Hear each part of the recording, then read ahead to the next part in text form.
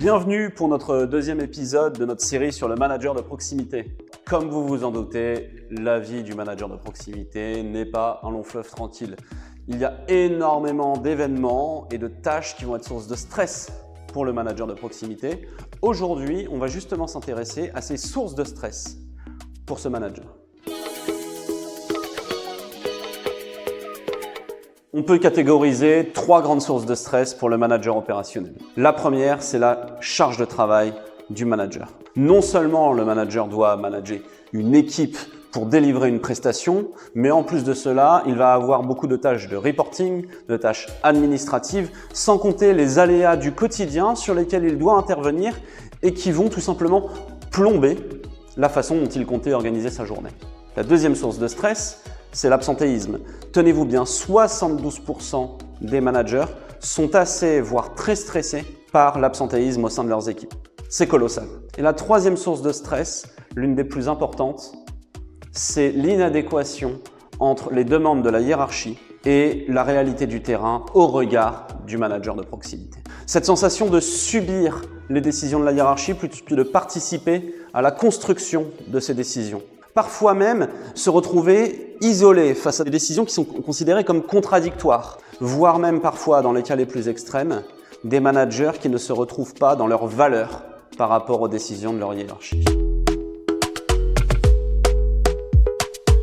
Attardons-nous un petit peu sur l'absentéisme. Vous le savez, l'absentéisme, c'est le cœur de métier d'Anjaro, savoir gérer les solutions de remplacement au niveau du manager de proximité. Et ce niveau du manager de proximité et les problématiques d'absentéisme qui y sont liées, elles sont très difficiles à détecter au niveau de la direction. Pourquoi ? Parce que l'unité de mesure principale d'une direction des ressources humaines, c'est le fameux ETP, l'équivalent temps plein. En fonction de la charge de travail estimée d'un manager sur l'année, on va lui allouer 3, 5, 10, 15 ETP pour délivrer les prestations nécessaires le long de l'année. Sauf que les aléas du quotidien et notamment l'absentéisme vont venir casser ces ratios. Si vous donnez 5 ETP à l'année à un manager, s'il a 1 ou 2 absents, ça va avoir un impact direct sur sa capacité quotidienne à délivrer la prestation. D'un point de vue collectif, c'est très simple. 71% des managers considèrent que leurs équipes n'arrivent pas à gérer la surcharge d'activité lorsque l'un des leurs est absent. Mais d'un point de vue individuel, on se rend compte également que 69% des managers, quasiment 7 sur 10, doivent réaliser la prestation de son collaborateur lorsque celui-ci est absent.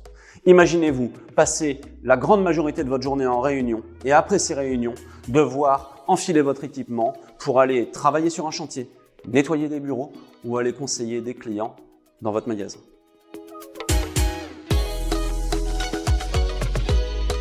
On entend trop que le stress du manager de proximité est une fatalité, comme si le stress faisait partie de sa fiche de poste. C'est faux et il faut réfléchir aux conséquences de ce stress. Ce stress, il a un nom. On l'appelle parfois burn-out, notamment dans les médias, ou du côté RH, risques psychosociaux. Quoi qu'il en soit, les conséquences sont importantes. Il y a plusieurs manières, heureusement, d'aller prévenir ces risques psychosociaux, ce burn-out. Je vais vous en donner 2.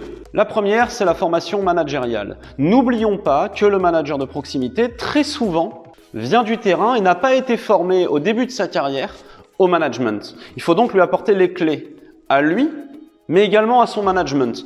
Ne pas oublier que le manager de proximité lui-même a besoin de management, de sa hiérarchie. Deuxième élément essentiel, écouter et donner les moyens au manager de proximité. De la même manière qu'on accepte le stress parfois comme une fatalité pour le manager de proximité, on entend beaucoup trop qu'il doit faire le dos rond, que la surcharge de travail fait partie de son activité. De la même manière, nous vous recommandons d'écouter, d'enquêter et d'objectiver les besoins opérationnels de vos managers. Rien ne vaut les chiffres, rien ne vaut les statistiques, c'est l'ère de la data et nous vous recommandons d'objectiver cette relation avec le management de proximité. S'adapter au quotidien, c'est le cœur de métier du manager de proximité. Ce cœur de métier, il a été exacerbé par la pandémie que nous connaissons depuis maintenant 1 an. L'impact de cette pandémie sur le métier du manager de proximité et les sources de stress, c'est ce que nous verrons la semaine prochaine dans notre série d'épisodes sur ce manager de proximité.